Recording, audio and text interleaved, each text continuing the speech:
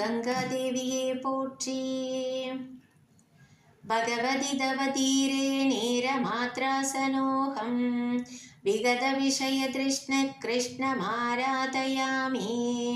सकलुकलुषभङ्गे स्वर्गसोपानसङ्खे तरळतरतरङ्गे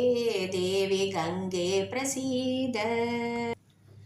भगवती भवलीला मौलिमाले तवाम्बः गणमणुपरिमाणं प्राणिनो ये स्पृशन्ति अमरनगरनारी सामरग्राहिणीनां विगतकलिगङ्गादङ्गमङ्गेलुडन्ति ब्रह्माण्डं खण्डयन्ति हरशिरसि जडावल्लिमुल्लासयन्ति स्वर्लोकातापदन्ति कनकगिरिगुहाखण्डशैलास्खलन्ति शोणिपृष्ठे लुडन्ति दुरितशयसमुनिर्परं पर्शयन्ति पादोदिम्बूरयन्ति सुरनगरिसभावनीनः पुनातु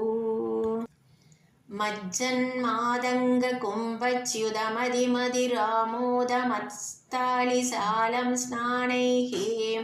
सिक्ताङ्गनानां कुशयुगविलसत्कुङ्कुमासङ्गपिङ्गं सायं प्रातर्मुनीनां कुसकुसुमसयैः सिन्नतीरस्तनीरम् पायानो काङ्गमं बक्करिकलभकराक्रान्तरङ्गस्तरङ्गम् आदावादिपितामहस्य नियमव्यापारपात्रे जलं पश्चात्पन्नगसायिनो भगवतः पादोदकं पावनं भूयः शम्भुजटा विभूषणमणिर्जग्नोर्महर्षेरियं कन्याकल्मषनाशिनी भगवती भागीरथी दृश्यते शैलेन्द्रादवतारिणी निजजले मज्जज्जनोद्धारिणी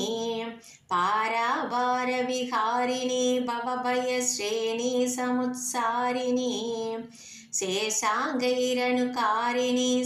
हरशिरो वल्लीदलाकारिणी काशीप्रान्तविहारिणी विजयते गङ्गा मनोहारिणी कुतो वीसिर्वीसिस्तव यदि कथालोचनपदं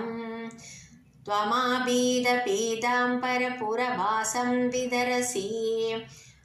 त्वदुत्सङ्गे गङ्गे पतति यदि कायस्तनुप्रुता तदा मादः सान्तक्रदवपदलाभोऽप्यतिलघु गङ्गे त्रैलोक्यसारे सकलसुरवधूतौ तविस्तीर्णतो ये पूर्णब्रह्मस्वरूपे हरिचरणारजोहारिणि स्वर्गमार्गे प्रायश्चितं यदि स्यान्तव जलकणिका ब्रह्ममहत्यादिभावे कस्त्वां स्तोतुं समर्थत्रिजगदकरे देवि गङ्गे प्रसीद मातर्जाह्नवी शम्भुसङ्गमिलिते मौलौ निधायाञ्जलिं त्वद्धीरे वपुषोऽवसानसमये नारायणाकृत्वयं सानन्दं स्मरतो भविष्यति मम प्राणप्रयाणोत्सवे भूयाद्भक्तिरविच्युता हरिहराद्वैतात्मिका शाश्वती गङ्गाष्टकमिदं पुण्यं यः पठेत् प्रयतो नरः सर्वपापविनिर्मुक्तो विष्णुलोकं स गच्छति।